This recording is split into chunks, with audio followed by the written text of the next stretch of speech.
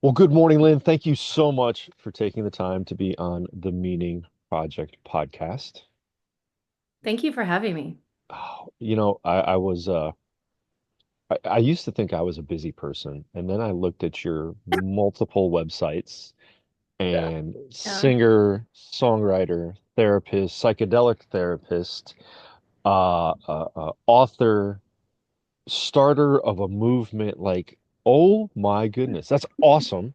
So Mm. much cool stuff on your websites. But I did want to start, you and I talked about the question, like, amongst all of this, where do you find meaning and purpose? Hmm. You know, I, me personally, are you asking me personally? Yeah, absolutely. Yes. Meaning and purpose. I find it in, well, what I've realized through lots of my own personal work is that um, it's in the moment and it's in being engaged in this moment with whomever you happen to be sitting with, or if you're in nature or whatever, you find yourself in this space. This is where joy, the only place that joy happens is in this moment. And so meaning is really about being engaged with all of your senses and connected to your own essence and not being driven crazy by your ego, which is what, I help people to do, is to recognize that voice inside your head that makes you time travel either to the future with anxiety or even anticipation and excitement, which is the habit of my personality, is to try to escape pain today Mhm. by thinking about all the exciting possibilities in the future. I use Enneagram in my work, and that's where I finally was able to get in contact with this. The only way to find meaning is in this moment right now, even if it contains things that are painful. Um, Yeah, just really that's being engaged. yeah, that's just, beautiful, right? In the moment, which many of us struggle with today, with all of our technology and everything else, being mindful and meaningful in the moment is really hard. And I love the statement you made, like it's who you're with right now, right? We are wired for connection, and when we get these conversations going and we kind of feel in the flow of connection, yeah, it really can be meaningful. Yeah. Now, I almost I know as a male therapist, I'm not allowed to ask this question, so I'm not going to ask how old you are. I'm going to ask, are you old enough to remember Pee-wee's Playhouse?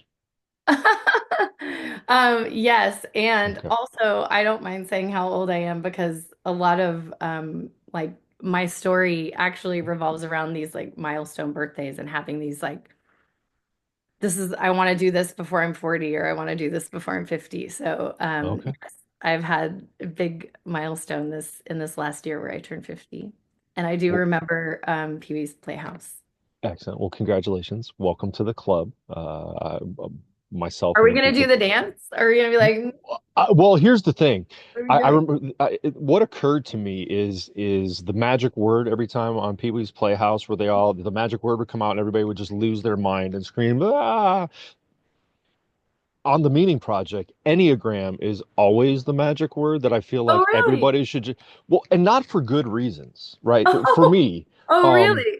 because so many people love it. One of my former co-hosts, the beloved Rabbi B, is an Enneagram guru. Most people love the Enneagram here, and I'm a Myers-Briggs guy.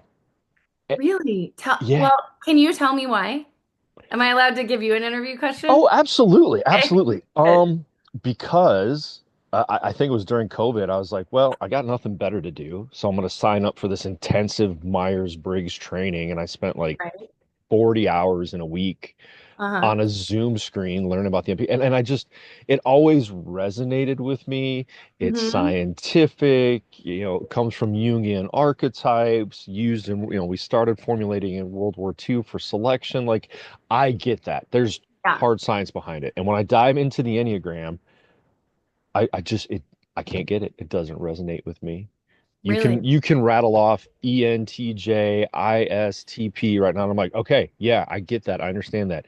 You say I'm an Enneagram 3, and I'm like, I literally have to go grab a book and be like, what does that Really? mean? Okay. Oh yeah. Yeah. So I'm an ENFP, and I also was trained in Myers-Briggs, and I'm a geek when it comes to all of the personality assessments. I also did disc training, and so the reason I love Enneagram as opposed to Myers-Briggs is that it goes deeper. It's a spiritual growth tool. It Okay. was developed 2000 years ago by the Sufis, and it still holds true. And also when you line it up, it will line up with the scientific stuff that they've developed, like Myers-Briggs. So it actually stands the test of time, and so it's like the Myers-Briggs proved that the Enneagram is right when you actually look at them and compare them and lay them on top of each other. But the thing I love about Enneagram is, yeah. So I use my practice is called In Tune Wellness Center, Okay. and when I talk to my clients about the concept of this, is it's like, so since you play guitar, I think you'll get this. Mhm. When so there's two E's, right? Mhm. The little tiny thin E, Right. Right. which I line up with emotions. So like we're taught as therapists, we really are concerned about tuning into people's emotions, right? And so, and we get trained on learning about emotions. So, and then B is next. So we learn about people's beliefs and their thoughts, and we help them challenge those thoughts and investigate them and change the ones that might be distorted, right? Mhm. And then the next one is G. We help people develop goals, right? Mhm. And so I sort of feel like that's as far as we got trained, like half of the strengths. Mhm. And then when I go to D, I say that's your default archetype or your Enneagram number or your Myers-Briggs, Okay. whatever personality typing system that you are using. If you don't know what your default type is and what happens when you're under stress and you go into when you're in stress, your autopilot just kicks on. My dog is trying to be a part of this conversation. Excellent. He's Mine is knocking, upstairs right now barking, so it's right? okay. We Yeah. welcome dogs on the podcast. Yeah, so the D is your default. And if you don't know what your default personality is, what you do when you get in stress and you just go into this like you're sleepwalking. You're just Yeah. acting out of your automatic ways of being. If you don't know what that is, then how can you actually catch yourself? Right. So the reason so I'm going to keep going. So there's D, and then what comes next? A. A, right. So Mhm. I do archetypal coaching. And so after I help people learn about what their default archetype is, then we learn about all of the archetypes that are available to us that we might have put them off stage at a young age, and we don't have as much access to it, but we can activate that in our body, like really activate whatever energy that we need for the challenge that's in front of us. Mhm. So if we can slow down our automatic way of reacting, then we can choose. We have a whole menu like of Mhm. all of these other things. And the reason I don't just use Enneagram for the archetype, which they are all archetypes. Mhm. So, and you're into that, Right. obviously, Absolutely. um, is it's easier to remember the archetypes than it is to remember numbers. Like you said, I have to go look in a, you were like, I have to go look in a book. That's because nobody remembers numbers, but we remember these characters, right? Mhm. And so so then I teach them about that so they know what choices. And then the big thick string, Mhm. that E, Got another that's E. your Yep. essence. Mhm.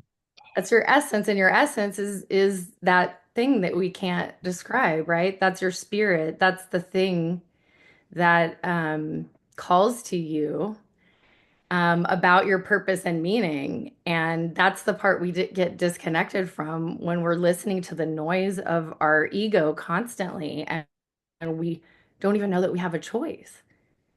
And so people come in and they're like, why are you asking me about what lights you up or what brings you meaning?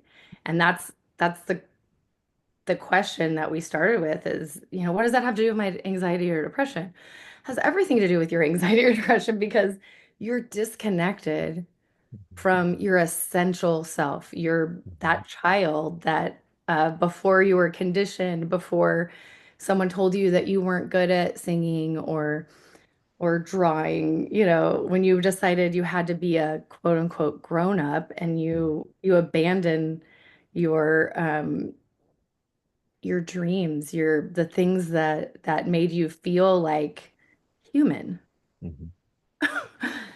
What? Wow. I did not dive this far into your in tune wellness. And that, I mean, that's beautiful. That's amazing. I love that. For those that aren't familiar with the guitar, right? Okay. So here's my reminder of the strings.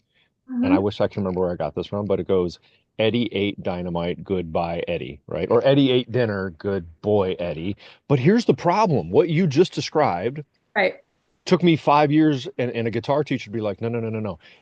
It's from the bottom of the guitar up and not the top of the guitar down. And most of you out there, it's not the thick chord to the thin chord, it's the thin chord up to the thick chord that you just used. And oh my goodness, it's beautiful. What a model.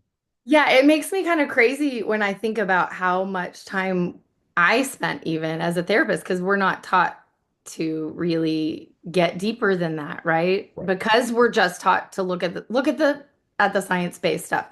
Yeah. And so Western medicine has really, I think, in a lot of ways, failed to help people find the type of healing that we long for by trying to just numb the symptoms. And so that's when I use the guitar also as a metaphor, I just tell clients like, you're not broken, you're just out of tune. So we have to figure out which string, or maybe all the strings are just a little bit out of tune and they just need a little Mhm. bit of adjustment. It might just Mhm. be a tiny bit, but Mhm. if just one string is out of tune, then the chord sounds like crap. Mhm. And so it's it doesn't mean you're broke, but our Western medicine system basically treats us like you have a symptom, so let me give you a diagnosis, which is saying you're broken or that symptom is something that's going wrong, and let me give you medicine to numb out that symptom that you're having. And I say, how about slow down and listen to what and be curious about what is that symptom showing up for? What is it telling you? That maybe needs just a little bit of an adjustment and it usually starts pretty quiet. Mhm. It whispers to you and Mhm. that's your essence is that inner healing wisdom that we learned about in our psychedelic assisted therapy program is this inner healing wisdom really has so like it wants us to flourish and to grow and to bear fruit and so that we can share it with others because we need one another and the indigenous people knew and the Sufis knew so much more than this is why I have become more interested in the older stuff that might not be quote unquote science based because I Mhm. feel like that perennial wisdom that keeps showing up in cultures throughout time has so much to show us, especially here in Western culture, because of the way that we approach things. I feel like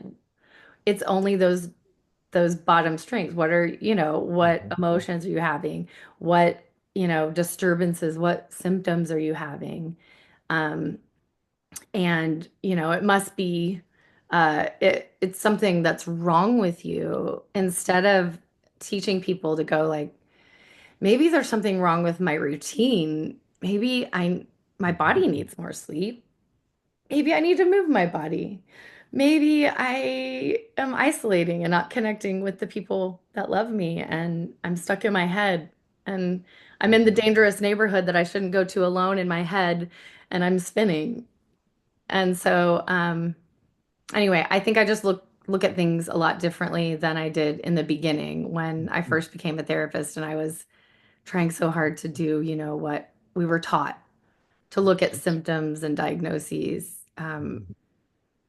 and help heal people, but really people have the ability to heal within themselves, but they don't even know they can tune into this deeper part of them that has wisdom and knows what they need.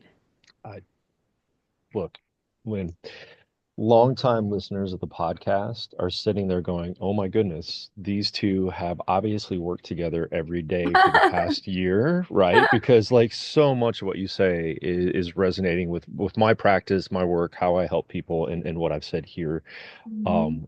for years. And it's ironic, like literally, you and I what spent 30 minutes together Right. spread across two different small groups, right? But there was something in those conversations like, okay, we totally Right. need to talk and share this with people.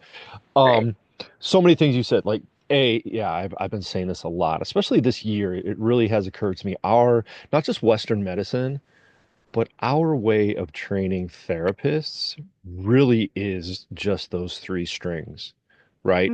Help people identify emotions because, according to Western therapist training, other humans are not as resourceful or intelligent enough to know their own emotions. And so we have to help them identify them and then fix them and do that all in 8 to 12 sessions or less, where Right. insurance will say no. And then this is the word that I don't know if you learned this word in grad school, but they taught us what happens when you're done seeing a client after 8 to 12 sessions. Well, then you terminate them. You terminate the relationship. And it's just like, oh my God, that Yeah. 25 years ago that didn't resonate. But today it's like, I love that model you're sharing. Like, you're not broken, you're out of tune. And even, if we use the guitar metaphor again, even if one of your strings is broken, we have all kinds of other ones that we can replace it with. We have great resources. We can put you back into tune. You can tune yourself. And oh, I'm going to take this metaphor farther, Lynn, and you can Mhm. use this if you need to, Right. right? Like when we can teach you so many more strings and eventually if when you practice this, like I had a guitar tuner on my phone and then I had like one of the clip-on ones. And now I've learned over time and practice, I can Yeah. do it myself with my, yeah, just Right. listening. And people, right? Not, we've learned this in our psychedelic training, logotherapy. Viktor Frankl talks about this. We don't become broken, right? Our spirits become clouded, right? We lose touch with ourselves and with others. But eventually, when we practice these things, we can put ourselves back into tune. Right. And you can catch it really early, really quickly before you feel like you're just completely discombobulated. Like I Well, have friends that are playing on stage and they'll be in the middle of a song. And I can't do this as a musician, but I am always in awe. Like they'll be literally performing a song, da, da, da, da. I don't know if you've ever seen this happen before, but no one even knows they're playing. They're continuing to play and they just reach up and Reach, they and in the middle of the amazing. song they keep going and I'm like, if I Yeah. could do that, that would be amazing. That's my goal. Um, and that's my goal is to teach people how to notice, like in the moment with another human, if they're having a moment where their ego takes over and it's super Mhm. predictable, because that's the other thing I love about Enneagram is it tells you exactly, I mean, it's it dictates everything you think, feel, and do. Mhm. And it's the motivation of everything you think, feel, and do. And when you're in that place where your ego takes over, which happens when we're in stress, that's kind of amazing.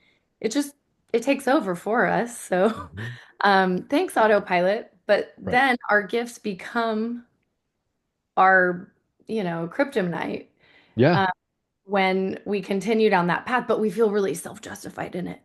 And so we continue down that path. And I warn my clients before we even go down the path. I say, do you like you're coming to me because you have something going on in your life right now. You're in pain and you want the pain to go away. That's why people come to counseling, right? Something is really difficult. Mhm. And so that tells me already you're in that autopilot Mhm. place. And Mhm. I say, I want to give you a tool that you can use long after our time together. those 8 to 12 sessions that you were talking about. Yep. I don't want to terminate you. I want to give you a tool that you can use to help notice when you're out of tune. And and also I want to warn you that once you see it, you can't unsee it.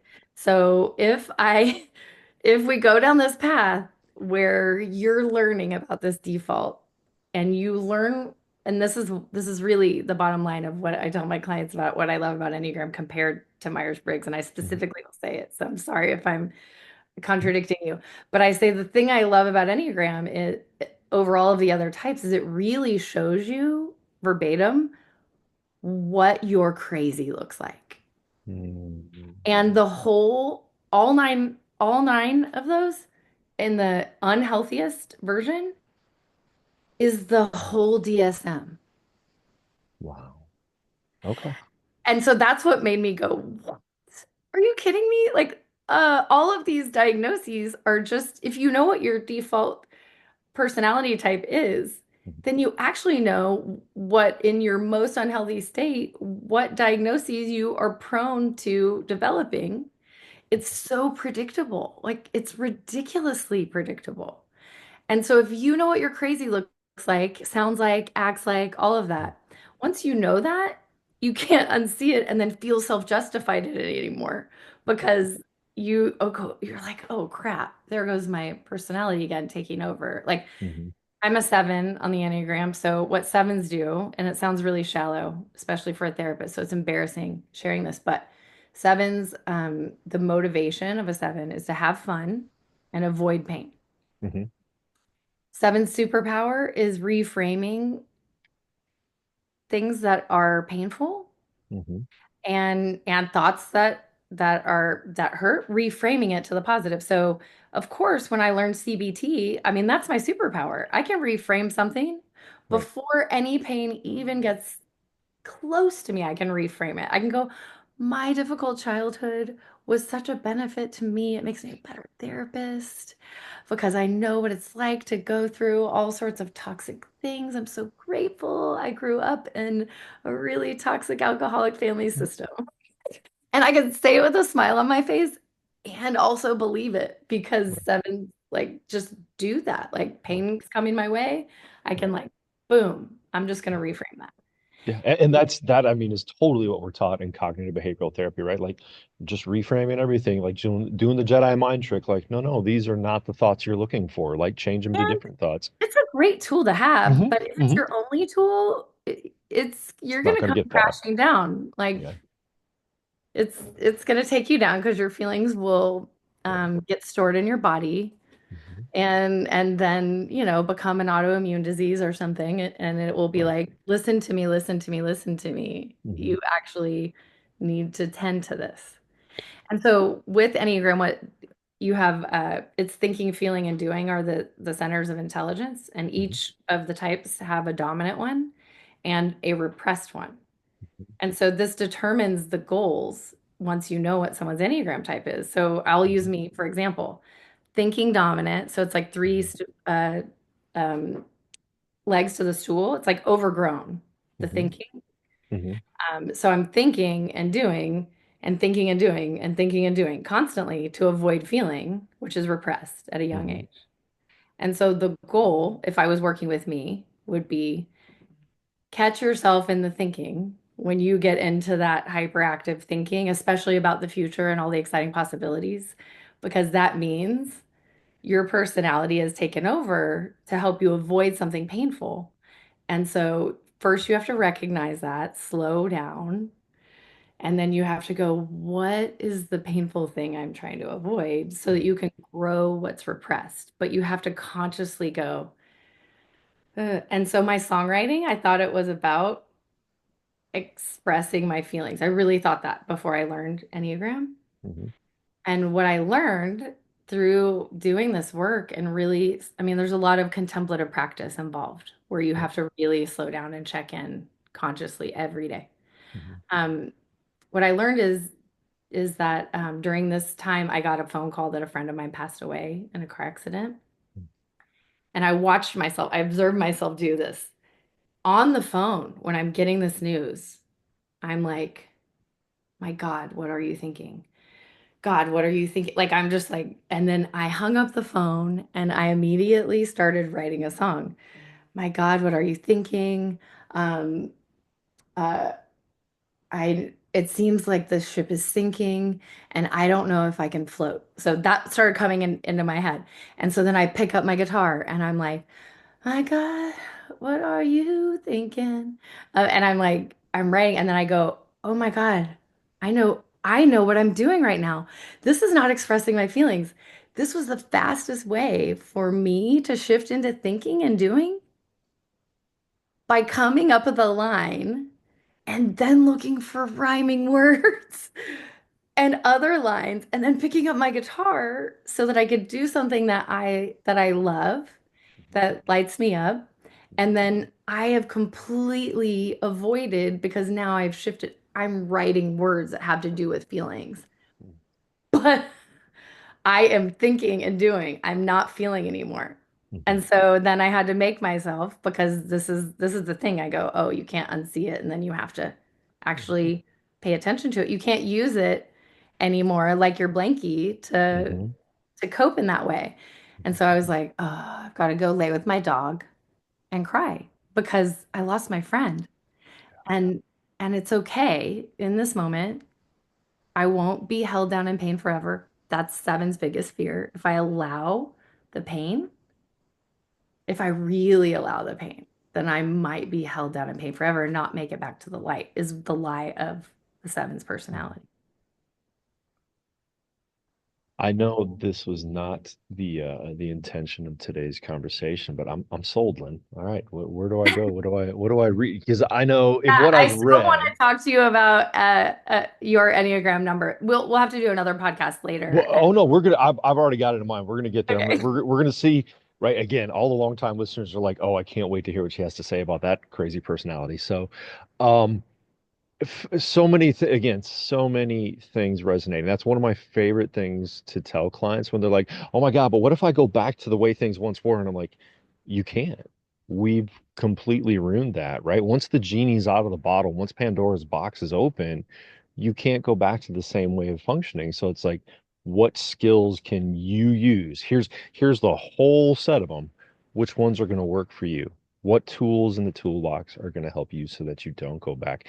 And I love how you've described, oh my goodness, this is going to blow people's minds, right? Like I like how you use the Enneagram to kind of describe that and what those tools are and how you made that happen. Um, it's going back to that idea, right, of whether you've come to understand yourself with the Enneagram or the Myers-Briggs or any other assessment, when we are stressed, when we struggle, we go back to our strengths. And sometimes they express themselves really negatively. And I can imagine how my Enneagram does that.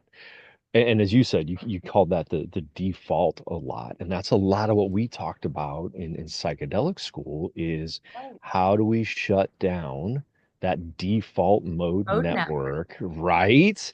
Yeah. And and learn. And like now you're connecting that with like, yeah, you just, have a ketamine experience or eat a few mushrooms and have a sitter integrate that with you. And then all of a sudden your default mode network's off and you can learn so many things going into this conversation that just work so well.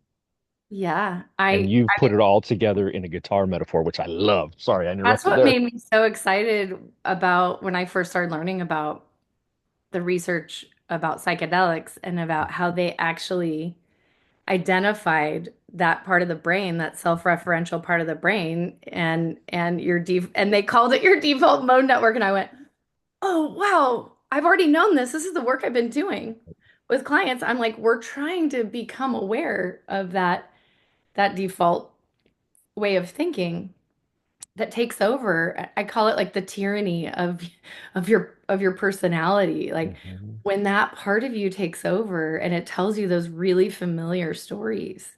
Hmm. And it's driven by that really familiar fear that is actually unfounded.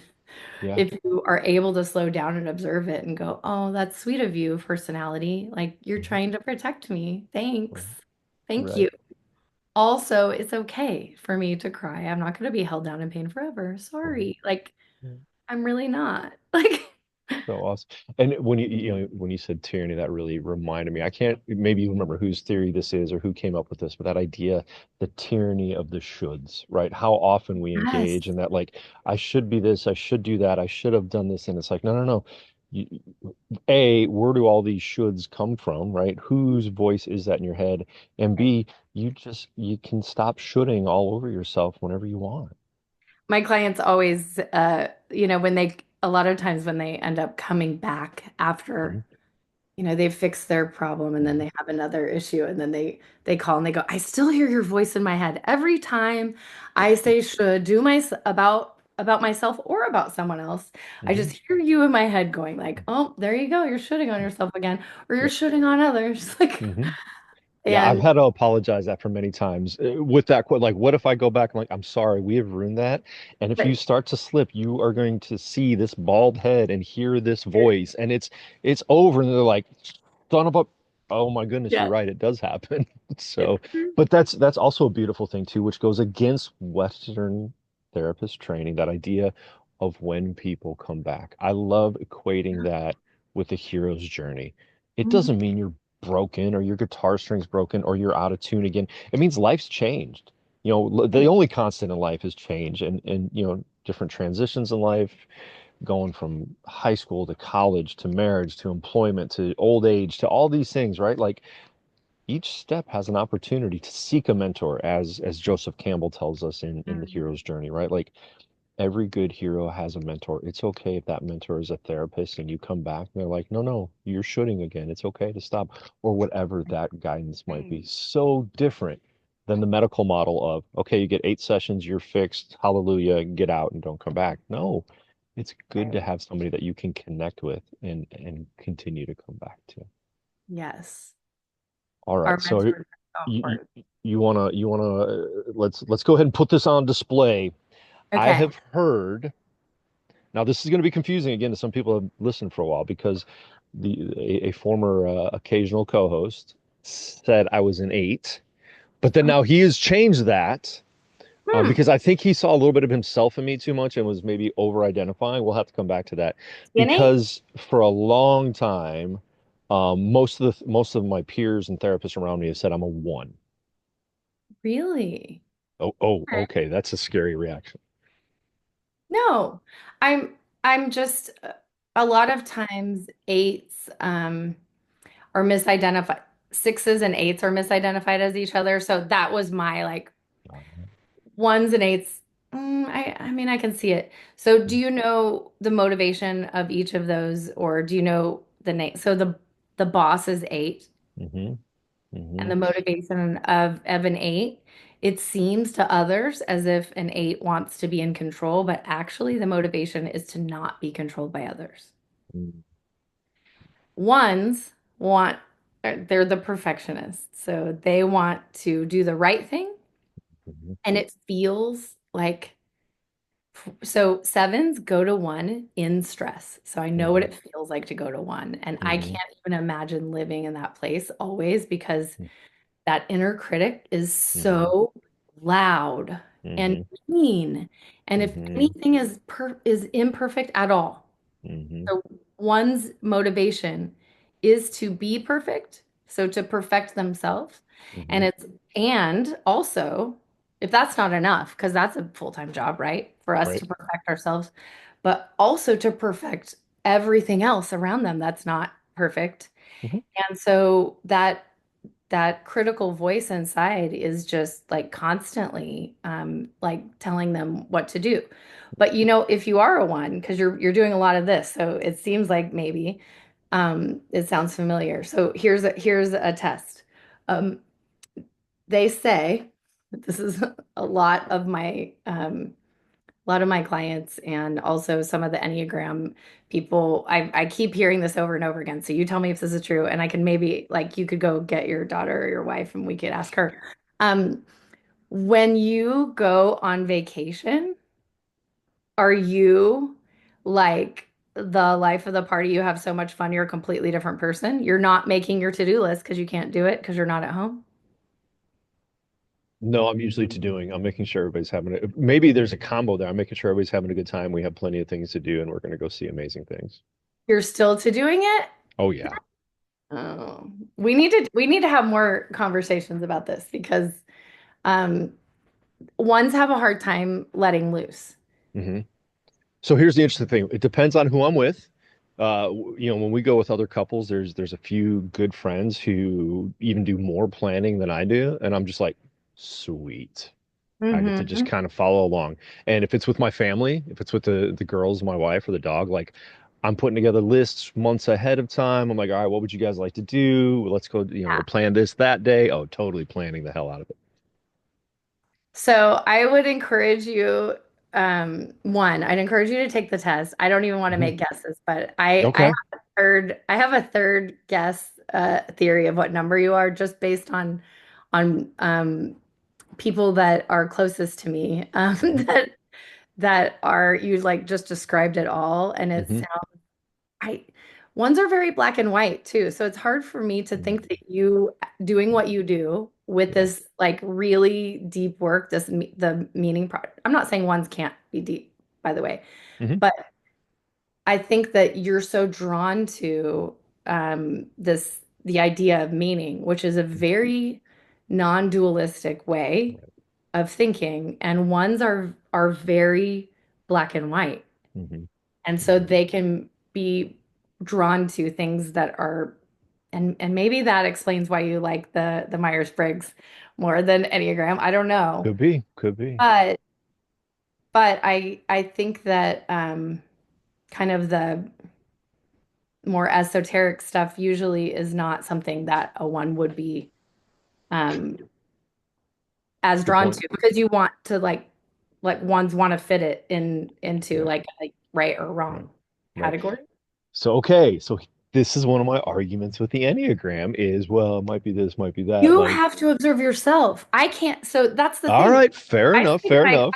I say to my clients, look, here's the deal. Those tests are only to narrow it down to your top three. That's why it gives you extensive information on your top three. hmm And here's what I tell my clients. Look, number one, we know you're in your stress number right now because you're coming to counseling. hmm So your stress number, because you go to a different number in stress. hmm So your And stress that number, reminds me, like, it does come in threes, right? There's kind of yeah, a related yeah, triangle. right. Okay. So I'm like, your stress number is going to probably show up in your top three. That doesn't mean it's the motivation of of your whole personality. So one would show up in my top three if I'm going to counseling, but that's not what motivates my personality. That's where I go in stress. And so I go to a complete opposite. And that's what's so amazing about it too, because I actually need to go to one so I can make lists and get stuff done. So we Makes need our sense. stress number, hmm but we need to go to the optimal range, the healthy side of our stress number. And if we don't know better, then when we're in autopilot, we automatically tend towards the unhealthy side of that number. And so that's when the self-critical voice starts, going like, if you're not perfect when you're performing, then you should just stop. Are you even hmm doing this? Like, Yeah. Okay. So where, for the listeners interested out there, as well as for myself, where would be a good place where's a good, accurate version of the test? so the Enneagram Institute is the number one. There's lots of free tests out there. The reason I like the Enneagram Institute is they do really incredible testing and um, education of people, and there's lots of information. And they also have they have the variants. I don't want to like it's super complicated when I start talking about, but there's two different tests that you can take that Hmm gives you like a more clear picture too, because just like there's lots of different shades of every color, hmm one, person who's a one is going to look different than a different person that's a one, and, Sure. and a lot of that has to do with the variants and stuff like that. So the enneagraminstitute.org um, is really great for that. And I like the Ennea app. hmm There, that app has a lot of really good information if you're wanting something held in your hand so that you can refer to it because you have a hard time, keeping Not kidding. track of it. That's really good. And then there's a book called uh, well, there's several different books, But and why am I blanking out on the wisdom of the Enneagram is what it's called. Also, anything like Richard Rohr also writes a lot about the Enneagram, and I love Richard Rohr. I do But too. Yeah, the that's one of wisdom the of books the I have. Enneagram gives a lot of diagrams about kind of I like diagrams Hmm. and kind of like shows kind of what's under the surface and what you see on top of for each of the types and how it develops in childhood and gives you a lot more information. Well, then now that IPI, our psychedelic school is over, I'm Yeah, always looking for something new to study. we So have I have all a this feeling time. it'll be going this way. Yeah. So let's there's a clunky transition there. Let's transition in a little bit about well, I'm kind of curious. It's not a transition, it's related. How does psychedelic work coincide with all this, interact with all this? I mean, what have you taken out of our Um, time together at IPI? yeah, the thing that I love about it is because this medicine, whether it be the ketamine or psilocybin in Texas, that I do ketamine assisted psychotherapy because Hmm. that's all it's legal here. Hmm. Now, There, rumor has it you guys have Ibogaine on the docket. Is that correct? ooh, I have not heard that yet, Okay. but also I know very little about ibogaine, just what we learned Hmm. in our study. I haven't personally experienced ibogaine. Right. It feels a little bit. Have I you? have not, but Because it feels a little scary to me, honestly. I'm like, ooh, like the yeah. stuff that we did learn feels, well, I'm a seven. So Hmm. it it feels like a lot of suffering. It feels like, ooh, like the depths, the stuff Yeah. that we learned from the veterans program, Right. um, feels like, wow, that Yeah. is, There's a part of me that I'm like, I don't know if I'm going to, when they talk about what was it, 7 or 8 hour journey, like, yeah, okay, psilocybin was it now? I loved everybody. I loved my psilocybin journey. I yeah. loved everything about it. I loved the preparation, the integration. I just got off a call with my sitter in Greece, right? He's what like everything about it was lovely. My group, we all stay in touch. Oh, that's Um, great. I don't know I if I don't want have to. mine until July. Oh, I have you my have sixth day in oh, July. church. Oh, because for you're doing licensure, right? I'm going to get licensed in Colorado so I can do retreats there. That's awesome. Oh, Yeah, see, we need to have another conversation about that. You and I are going to be chatting a bit, it seems. that's the art. Um, Yeah, so when it comes at like I've even heard Ibogaine is on the docket for Indiana as well. We're looking at psilocybin reform in our state for therapeutic use. I don't know Hmm. if I would because again, what we've heard is it's intense, it's very therapeutic. I just don't know if I Right. want to go there. Now, on the other hand, the other part of what we heard about with Ibogaine is its use with DMT and dimethyltryptamine. Is that correct? Did I get that one right? Very um, good. Distilled from poison, toad poison skin Right. slime, right? Like, You have to make sure um, that you ask if they were treated humanely. Yeah. humanely. They're milked. I was like, Yes. milk? Milking toads in the Milk a American toad. Southwest. I mean, That's well, it's and I've amazing. brought this up a few times. I used to work in adolescent substance abuse Hmm. 25 years ago, and that was one of the things back in the early 2000s. All these kids were like, part of the treatment was they had to come up with their drug list, and it almost became like a badge of courage. Like, oh yeah, I've done DMT. And back then, I really didn't know what DMT was. Now that I've heard about it today, I'm like, oh, you are so full of it. There is no way you had access Right. to Access to that. DMT Right.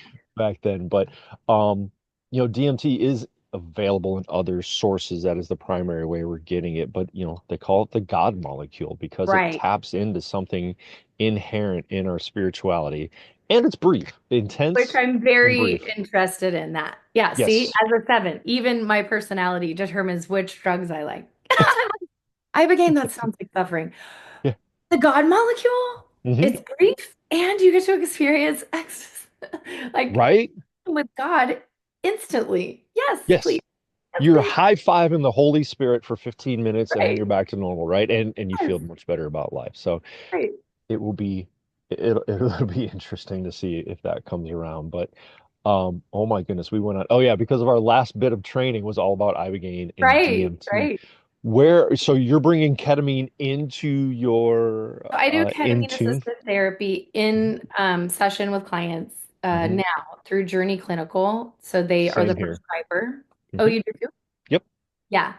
And I'm really, after our experience with I just keep hearing over and over again the reminder that healing happens in community. Mm. And I so am on fire about doing this in groups Yes. that I've been kind of obsessed for the last month looking for spaces that would be conducive to Hmm. recreating my whole business plan around offering groups because Hmm. I see these really powerful things happening one-on-one with my clients. Hmm. And I've been feeling this way though for probably 10 years. Like Hmm. if I could just introduce my 3 o'clock to my 1 o'clock, both of their lives would be so much better, but I can't. So if I could do more groups, and we should also talk more about this offline about just the idea of kind of how to structure it. But the way that Journey Clinical does it, they send you to, you know this, but I'm saying this for your audience. They send you 2 sessions worth of medicine. And so my idea is, okay, we'll do those first two one-on-one so you can get comfortable and we know how you react. But then after that, we're going to go to group because Yeah. that's where Yeah. healing happens, even if it's something that you feel like, oh no, I don't want to be imperfect or a mess around other people, right? Which is what often would hold us back. Yeah. But But that's that's where the the beauty of the group. Yep. That's the that you beauty of the realize group. you're not alone. Yeah. Everybody's a mess. Yeah. And that's the Yes. other thing about Enneagram is that it's the great equalizer because all of us are crazy. Yeah. It's just what kind of crazy, what Yeah. brand of crazy are you? And if you don't even know, Hmm. how can you take a U-turn back to being healthy? And so in a group, you can actually see that and connect with your humanity and realize that you're not alone in feeling like you're a mess and that we're all making it up Hmm. as we Hmm. go along. No one has their shit together. Yep. That's again because of the powerful healing of the ketamine group. I'm still in touch with the group I went to Colorado with. And when I got back from Colorado, I did my ketamine retreat back in November. November, that Mhm. sounds about right. I came back so on fire with the power of that healing. I'm like, I got to share this. And I just shared with the therapist I'm in touch with. And by January, we had 6 people ready to go. We did a beautiful group in this local environment that had beautiful outside scenery and everything. And we did lunch together and then some integration. It was so Mm, awesome. yeah. Now, I find it interesting that you would go a journey. I work with a wonderful woman, Julie Addis, who's been on the podcast before with a group called Ketamine is Hope here in my area. Mhm. And she comes in and does dosing for me. She does IM, Mm. right? Which works beautifully because she comes in, she does weight, it's fast acting, and people go into their journeys really rapidly. Have you done much work with Journey's medicine yet? With Journey Clinical? Uh-huh. Oh, yes, Okay. with Yeah. the sublingual. Yes. Can you imagine now when it's one-on-one in my office, right? There's a lot of swishing and Yes. spitting, and I have to Yeah, it's dispose of gross. like I'm not sure how I feel about doing swishing and spitting and throwing away a dozen. Oh, so so I've done 2 groups. Really? Yeah, with another Journey Clinical therapist that's here local, and we Uh-huh. actually met on the Journey Clinical portal doing the peer-to-peer thing. And because we're in Texas, people are tend to be more conservative here. Hmm. And so I was very on fire about I'm a supervisor, wanting to teach therapists and give them an actual experience with Hmm. ketamine so Hmm. that they can, when their clients are asking them about it, they will be informed and having an experience and know how to talk to them about it instead of going, oh no, one of the things I heard early on when I started looking into psychedelic therapy and I had some reservations too was, if as a therapist you're concerned about doing medication assisted therapy, how many of your clients are on psychotropic medications? You are already doing medication assisted therapy, except the medication is doing the opposite. It's tamping down the symptoms and numbing Yeah. them out. Yeah. And this medicine brings out what you need to work on. Yeah. And so that's what I'm trying to do with this other therapist in providing groups Hmm. and an experience to educate other therapists about this. So we did it twice, and they had their own cups. Hmm. We have, have a system. They have their own cups and with Kleenex in it. And so they, we time it and they spit in their own cups. And Hmm. then I bring a trash can around and they can throw that away. And I give them at like grape flavored usually because it's kind of a stronger flavored Gatorade to Okay. swish in their mouth afterwards to get that taste out. And Okay. then they just throw those away and then lay down on their mats and have a wonderful journey. And then we do the integration and creativity and lunch and Hmm. we do the sound baths and yoga and stuff like that ahead of time Hmm. for preparation. What kind of sound bath? I just did one last week. What do you do? So, luckily, my co-therapist she's trained, she has the big gongs. Oh, Um, ooh. and then we actually also hired an intern to come in who does the crystal sound bowls. So Oh, we had the gongs on one side of the room and the crystal sound bowls on the other side. And so we had a little bit of both, which was that's amazing. awesome. I just found a place last week that had the crystal chakra bowls, Yes. and I put it on our family calendar. And my wife's like, "What in the Sam? Where are you? What are you doing?" I'm like, "Oh yeah, it's just." She's like, "That is such a hippie woo-woo thing." She uses other language. Right, But right. my daughter's like, "Oh, Dad, yeah, let's go. I'm gonna bring my Yeah. coworker, and Bring on the we woo. yeah, bring the woo-woo to me." And Right. yeah, we had a blast. It was a great time, and we'll go back. And like, there's a part of me that wants to drop a couple $1,000s on crystal bowls, but I think this training is enough right now. So I love the sound healing stuff. With now the Enneagram, I think that's a next area of study for me. Where is it? Where are you located in Texas where you're doing this amazing work? I am in Plano, Texas, which is a suburb of Dallas. So Okay. it's about 15 minutes from uh, when there's no traffic to Dallas. But there's traffic here. I've been to quite a few conferences in Dallas. So we have a Right. conference that's in Addison very often. Oh And yeah, yeah, it's really close to Addison. is it? It's Okay. border Yeah. Addison and Plano are right butt up against each Oh, other. no kid. Okay. So yeah, there have been times it's taken me 15 minutes from the airport. There's times it's taken me 2 hours for the airport. So love Texas traffic. Um, I'm sure you've got sessions coming up. I know I do. How can people, we're going to get back together and continue this conversation. That Right. was way too much in too short a time, but where can people find out more about your amazing work? Well, I have, like you checked out, I have two different websites. My lynnmccracken.com is more geared towards my music, and that one Mhm. is under construction right now. Um, but it's intunewellnesscenter.com. And so that's INTUNEWELLNESS center.com. I will Um, make sure that is included in the show notes so people can just click on the link instead of spell it. It's so much easier that way. yes, it's really long. Yeah. Yeah, I think I'm actually going to replace that one with the lynnmccracken.com just to make it easier Hmm. and more memorable and less typing. There So, you go. but technology. Now that this program's over, I have time to work on that. I was actually just talking to the gentleman that sat for me in psilocybin. That's the same thing we're talking about. Now that the program is over, I don't know about you, I still have 12 more hours of supplemental information and then 200 question test.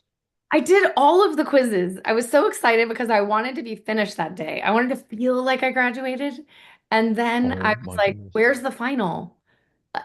I don't know where we can take the final because I want to go take the final now. You But haven't taken somebody in my group's got their little certificate and everything. So the final's there somewhere, I think. Yeah, you might want to ask our good friends over at IPI, but I put it on the community question board. Like, where is okay. it? Where's the Well, final? well, Yeah, good luck. because I still I'm have ready. 12 more hours to go. I was listening to the what was it, the sustainable. care of psilocybin handling or something like that. That was Yeah, so yeah, that's fascinating. really Yeah. fascinating. Yeah. Yeah. So, Right. all right, onward to session to do all that good work and help people. We're gonna have you back. I'm gonna go take the Enneagram quiz, and I will allow you to dissect me live on air for the Oh, audience. that would How's be that? so incredible. Okay, Okay. so after you take it, though, Mm-hmm. here's what you have to do. It's not necessarily the top one. It's going to Mm-hmm. give you information about all three. And you have to then highlight the ones that really resonate, but then observe. You'll usually be able to eliminate one of the three immediately, and then there will be two. And then you have to observe yourself throughout the day, like in the moment. When you Mm-hmm. feel compelled Mm-hmm. to act in a certain way, to react, Mm-hmm. to do something, that's when you go, oh, wait, is this the motivator or is this the motivator between the two? Okay. Okay. All right. I'm in. I will And it's give it a try once 100% again. about you paying attention and observing, non-judgmentally, Mhm. just observing yourself. That critical And internal voice does not do non-judgment very well on the inside. yeah, you got to observe yourself. And that's what's different about it's very hard. If we could test your motivation and Hmm. accurately, we wouldn't need our legal system, right? So, Such a good point. right. So you have to observe what's motivating me in order for you to answer the question about what number you are. Okay. And anybody else that wants to join along in the shenanigans, check out Oh, yeah. Exciting. enneagraminstitute.org and you can play along at home is in a future episode, Lynn dissects my personality. I can't, well, using the Awesome. Enneagram. I can't wait. I am excited too. Yeah. All right, Lynn. Thank you so much. Okay. It was a pleasure. Thank I you. can't wait to chat again. Yes, absolutely. All right. Bye-bye. Oh, oh, oh.